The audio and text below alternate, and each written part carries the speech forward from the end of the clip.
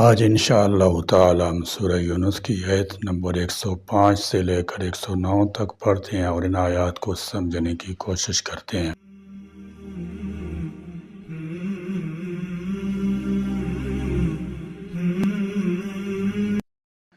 اعوذ باللہ من الشیطان الرجیم، بسم اللہ الرحمن الرحیم۔ وَأَنْ أَقِمْ وَجْهَكَ لِلدِّينِ حَنِيفًا وَلَا تَكُونَنَّ مِنَ الْمُشْرِكِينَ وَلَا تَدْعُ مِن دُونِ اللَّهِ مَا لَا يَنفَعُكَ وَلَا يَضُرُّكَ فَإِن فَعَلْتَ فَإِنَّكَ إِذًا مِنَ الظَّالِمِينَ۔ وَإِن يَمْسَسْكَ اللَّهُ بِضُرٍّ فَلَا كَاشِفَ لَهُ إِلَّا هُوَ وَإِن يُرِدْكَ بِخَيْرٍ فَلَا رَادَّ لِفَضْلِهِ يُصِيبُ بِهِ مَن يَشَاءُ مِنْ عِبَادِهِ وَهُوَ الْغَفُورُ الرَّحِيمُ۔ قُلْ يَا أَيُّهَا النَّاسُ قَدْ جَاءَكُمُ الْحَقُّ مِنْ رَبِّكُمْ فَمَنِ اهْتَدَىٰ فَإِنَّمَا يَهْتَدِي لِنَفْسِهِ وَمَنْ ضَلَّ فَإِنَّمَا يَضِلُّ عَلَيْهَا وَمَا أَنَا عَلَيْكُمْ بِوَكِيلٍ۔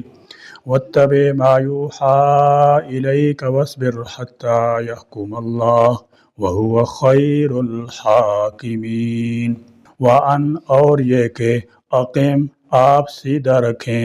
وجہ کا اپنا چہرہ للدین دین اسلام کے لیے حنیفاً یکسو ہو کر۔ فرمایا وَأَنْ أَقِمْ وَجْهَكَ لِلدِّينِ حَنِيفًا، حنیفاً یکسو ایک طرف ہو جانے والا، یعنی تمام باطل معبودوں کو چھوڑ کر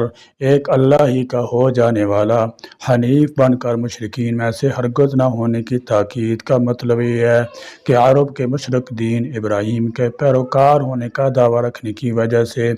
اپنے آپ کو حنیف کہتے ہیں، پھر شرک بھی کیے جاتے ہیں، تو اللہ تعالیٰ نے فرمایا حنیف بن کر مگر مشرکین میں سے ہرگز نہ ہوں، اور ایک معنی یہ ہے کہ کسی طرح بھی مشرکین کے ساتھ شامل نہ ہوں، نہ شرک جلی میں اور نہ شرک خفی میں۔ ریا کو شرک خفی کہا جاتا ہے، یعنی شرک کے مختلف درجات ہیں۔ پہلا درجہ شرک بدیہی کا ہے، جس کو شریک جلی شرک اکبر بھی کہتے ہیں، جیسے اللہ کی ذات و صفات میں کسی کو شریک کرنا، بتوں کی پرستش کرنا وغیرہ، یہ شرک ناجائز و حرام ہے، اس کا ارتکاب کرنے والا دائرہ اسلام سے خارج ہو جاتا ہے۔ دوسرا درجہ شرک خفی کا ہے، اس کو شرک اصغر بھی کہتے ہیں، جیسے کسی کو دکھانے کے لیے نماز پڑھنا، کسی کو دکھانے کے لیے تلاوت کرنا، کسی کو دکھانے کے لیے مال خرچ کرنا وغیرہ۔ اسی کو حدیث میں فرمایا گیا ہے من صلی یرائی فقد اشرک، اس کا مرتکب اگرچہ اسلام سے خارج نہیں ہوتا لیکن گناہگار ضرور ہوتا ہے، شرک کی یہ قسم بھی ناجائز ہے۔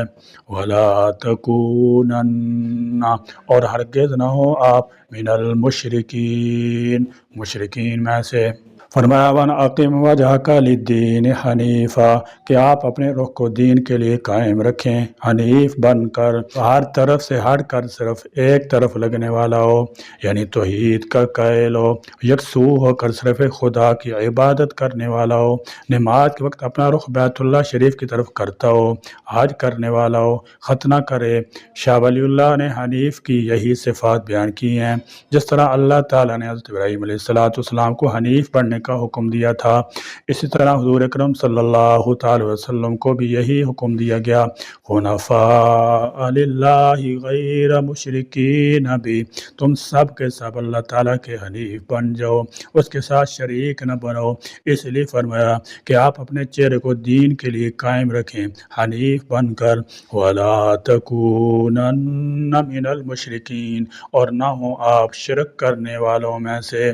شرک ایک مہلک بیماری ہے جو انسان میں شروع سے پائی جاتی ہے، کبھی عبادت میں شرک ہوتا ہے اور کبھی صفات خداوندی میں شرک کیا جاتا ہے۔ لوگ غیروں کے تقرب کے لیے جانور ذبح کرتے ہیں جو شرک کی مکروہ قسم ہے، کبھی نام رکھنے میں شرک کیا جاتا ہے، اور کبھی جنات کو خدا تعالیٰ کے شریک بناتے ہیں۔ مکان بناتے وقت اس کی بنیادوں میں خون گرایا جاتا ہے تاکہ جنات نقصان نہ پہنچائیں، کوئی فرشتوں کو مصیبت میں پکارتا ہے، کوئی اولیاء اللہ کو حاجت روا روا اور مشکل کشا سمجھ کر ان کی قبروں کو بھی پوجا کرتا ہے، کوئی غیر اللہ کو سجدہ کر کے مشرک بنتا ہے، تو کوئی انتہائی تعظیم کی کسی صورت میں شرک کا مرتکب ہوتا ہے۔ اسی طرح نظر لغیر اللہ بھی شرک ہی کی ایک قسم ہے۔ جس نے غیر اللہ کے نام پر جانور نامزد کیا وہ بھی مشرک ٹھہرا،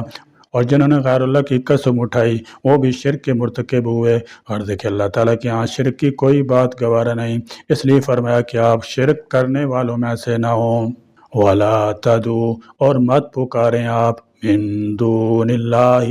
سوائے اللہ کے، مالا ان کو جو نہ ینفعوک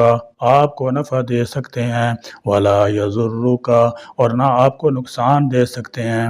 فرمایا وَلَا تَدْعُ مِن دُونِ اللَّهِ مَا لَا يَنفَعُكَ وَلَا يَضُرُّكَ۔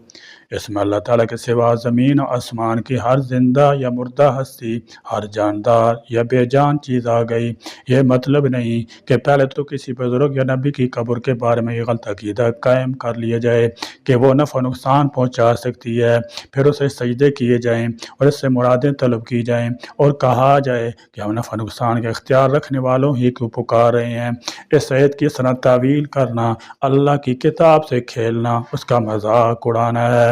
اس آیت کا صاف مطلب مشرکین کو سمجھانا ہے کہ ہر قسم کا نفع و نقصان کا اختیار اللہ کے ہاتھ میں ہے۔ فَإِن فَعَلْتَ پھر اگر آپ نے ایسا کیا، فَإِنَّكَ تو بلا شبہ آپ اذن اسی وقت من الظالمین ظالموں میں سے ہوں گے۔ فرمایا فَإِن فَعَلْتَ فَإِنَّكَ اذا من الظالمین، کیونکہ شرک کے برابر کوئی ظلم نہیں، جیسے فرمایا ان الشرک لظلم عظیم،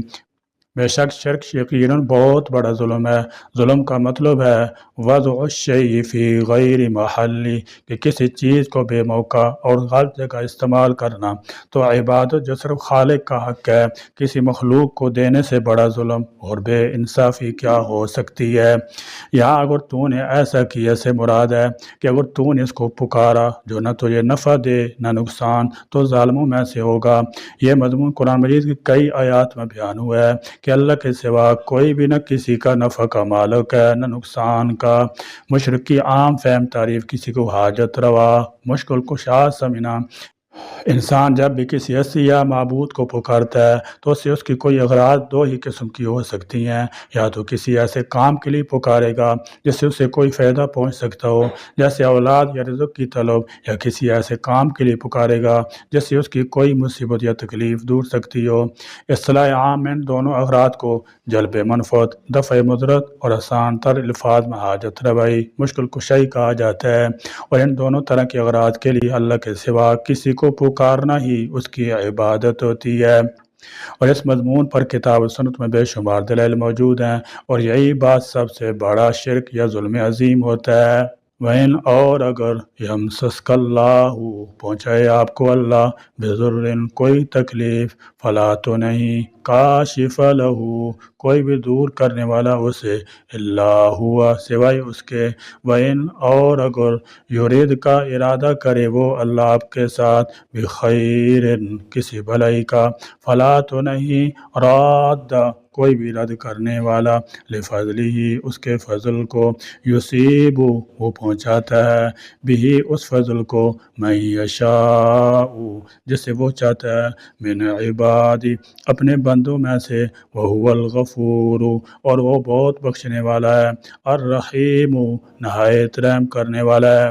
اس آیت میں حاجت روائی اور مشکل کشائی کی حقیقت یوں واضح کی گئی ہے کہ یہ دونوں باتیں خالصتاً اللہ کی قبضہ قدرت میں ہیں، یعنی اگر کوئی تکلیف تمہارے مقدر میں لکھی ہوئی ہے تو کوئی جن یا فرشتہ یا نبی اور بزرگ، پیر فقیر یا کوئی اور آستانہ مافوق الفطرت اسباب کے ذریعے اس کو دور نہیں کر سکتا۔ اس طرح اللہ اگر کسی پر کوئی بھلائی کرنا چاہے تو دنیا کی کوئی طاقت مافوق الفطرت اسباب سے اسے روک نہیں سکتی، یہاں تک تو معبودان باطل کی تصرف کی تردید کا تعلق ہے، اور فطری اسباب کے تحت بھی حاجت روائی اور مشکل کشائی بظاہر نظر آ تو رہی ہوتی ہے، مگر اس کی تکمیل اسی صورت میں ہوتی ہے جبکہ اللہ کی طرف سے اذن بھی ہو۔ اس کی مثال یوں سمجھیے کہ ایک مریض ڈاکٹر کے پاس جاتا ہے جو نہایت احتیاط کے ساتھ اس کا علاج کرتا ہے، لیکن اس کے باوجود بھی شفا اس صورت میں ہوگی جب اللہ کو منظور ہوگا، ورنہ نہیں ہوگی۔ اسی طرح اگر ایک کسان پوری احتیاط سے اچھی قسم کا بیج بوتا ہے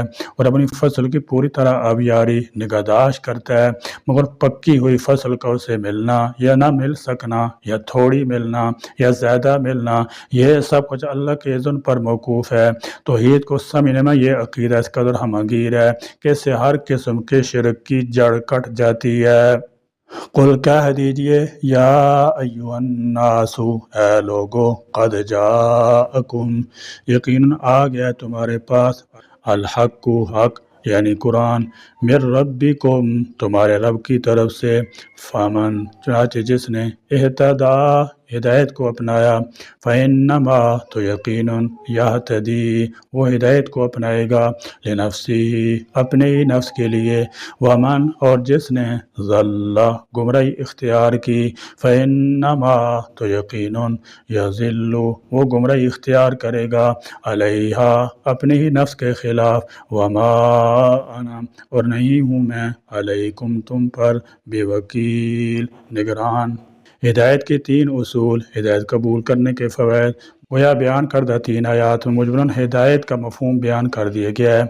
جو ان اصولوں پر مشتمل ہے: ہر طرح کے شرک سے مکمل اجتناب، خالصتاً اللہ کی ذات پر بھروسہ رکھنا اور اسے نفع نقصان کا مالک سمجھنا، اور منزل من اللہ شریعت پر ادھر ادھر دیکھے بغیر پوری یکسوئی کے ساتھ گامزن ہو جانا۔ اور ایسی ہدایت اختیار کرنے والے کو دنیا میں تو یہ فائدہ پہنچتا ہے کہ زندگی کے ہر شعبہ کے لیے اسے مکمل رہنمائی حاصل ہو جاتی ہے اور اسے بیرونی نظریات، فلسفوں کی ضرورت ہی نہیں رہتی، اور زندگی ذمہ دارانہ پرسکون طریقہ پر گزرتی ہے، اور آخر میں یقیناً فلاح نصیب ہوگی۔ جو شخص ایسی ہدایت کو اختیار نہیں کرتا، وہ ساری زندگی ادھر ادھر لڑکتا ہی رہتا ہے، بھٹکتا ہی رہتا ہے۔ اسے دنیا تو اتنی ہی مل جاتی ہے جتنی اس کے نصیب میں ہوتی ہے، مگر سکون نہیں مل سکتا، اور آخر میں اس کی تباہ و بربادی یقینی ہے، اور اس تباہی کا ذمہ دار وہ خود ہوتا ہے۔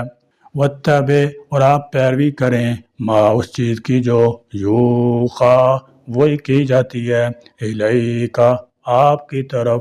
وَاصْبِرْ، اور آپ صبر کریں، حتیٰ، یہاں تک کہ، یحکم اللہ، فیصلہ کرے اللہ، وَهُوَ، اور وہ، خیر، بہترین، الحاکمین، فیصلہ کرنے والا ہے۔